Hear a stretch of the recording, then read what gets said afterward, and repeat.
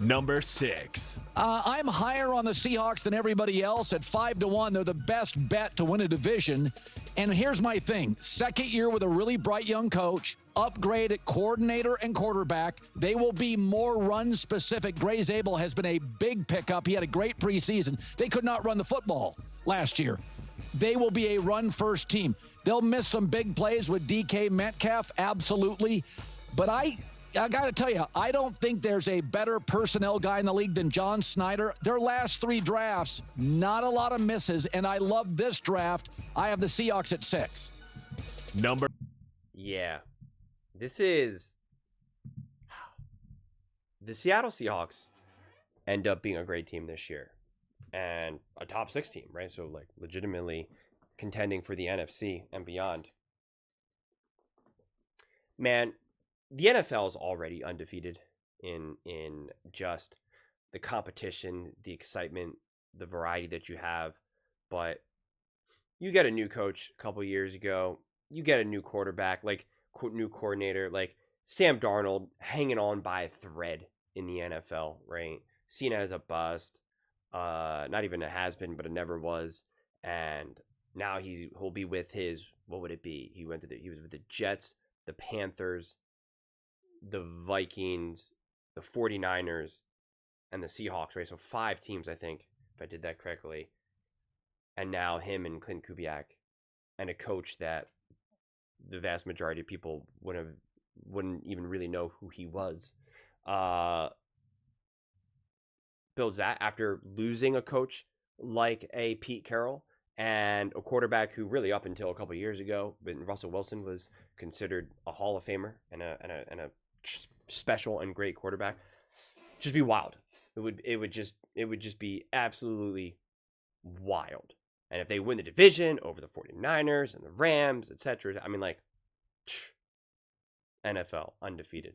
And I agree. I think it is a massive upgrade with a coach quarterback combination with Clint Kubiak and Sam Darnold, like you guys know that I've talked about a lot. And just with McDonald and that defense and what they should be able to do. In terms of them being run first, like I'm excited to see the structure of this offense and how Sam Darnold is utilized, because we know that he absolutely can ball and wheel and deal when he's got the pieces around him, as proven so with the Minnesota Vikings. And it's obviously going to be a different structure there, and I want to see what his relationship looks like with Cooper Kupp. Cooper Kupp obviously is not who he once was, but I still think has plenty of juice left in him. So I'm just excited to see what this team looks like, because this team I still think will probably be at the heart of it, like a more defensive led team. They're going to let their defense really kind of dictate their offense more than anything. And last year with Sam Darnold with the Minnesota Vikings, that was not the case.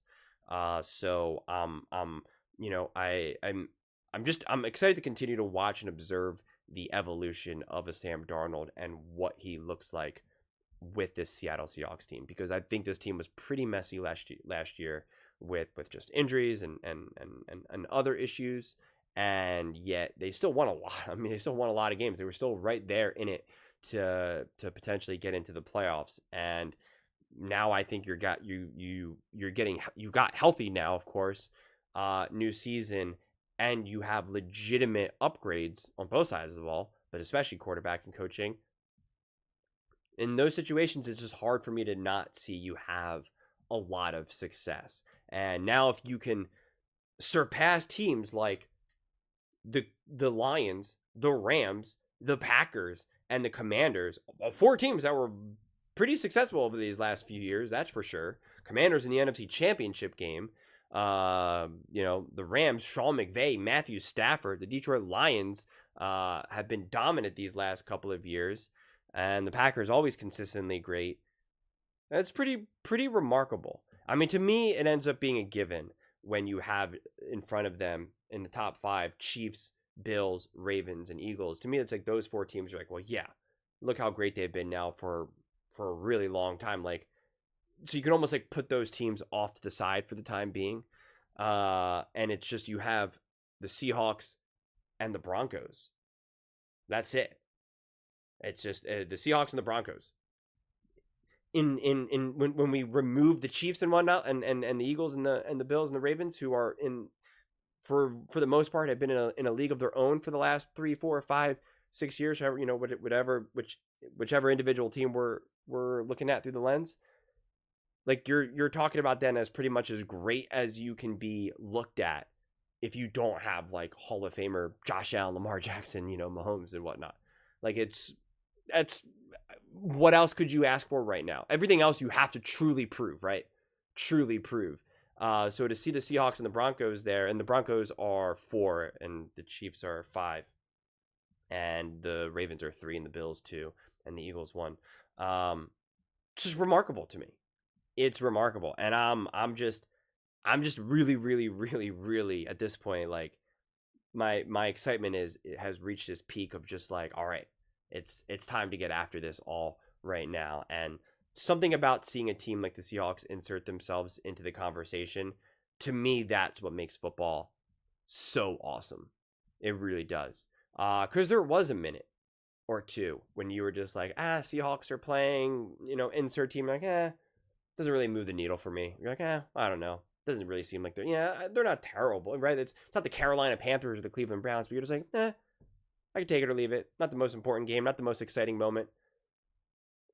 Now you're like, oh yeah, let's see what they just built here. Let's see what they just built here. Can they really turn this thing around in seemingly a blink in the eye, when in reality it actually hasn't been a blink in the eye? They've been building this now for those last 2-3 years or so, and now it's like, have they tied it all together? Have they now tied it all together? So a lot of excitement here, honestly. A lot of excitement. And I think they have a favorable division. I don't think it's necessarily considered an easy division, because I still think Sean McVay, and Shanahan is Shanahan. I'm a lot less concerned about Kyler Murray and the Cardinals, but I do think, though, that this is not a division where you're just like, man, this is going to be brutal. Like, every game is truly winnable here. And so it puts the Seahawks in a great spot. I think that's why Colin said they have the best odds to win the division, which I don't really ever look into too much, but they were 10-7. They missed the playoffs last year. Now you got upgrades on both sides of the ball, coaching and quarterback. They can't win 11 games this year, 12 games. Like, of course they can. So let's get after it. But those are just my thoughts. I'd absolutely love to hear yours. What do you guys all think about the Seattle Seahawks being ranked 6th according to Colin's herd hierarchy, which again really is top 2 when you think about it, if you can follow the logic that I'm giving here. Let me know in the comments below. I read every single comment, so whether you agree with me or disagree with me, either way, let's get in some discussions, let's get in some fights, but ultimately, let's just have some fun. And please do consider subscribing. We are building an amazing community here, and I absolutely love to see you part of it. I want to build something that we all generally feel connected to, something that we're really excited to be part of. I think we're well on our way to doing it. And please don't forget to give this video a thumbs up, as it really does help the visibility and the algorithm. Thank you so much. See you next time.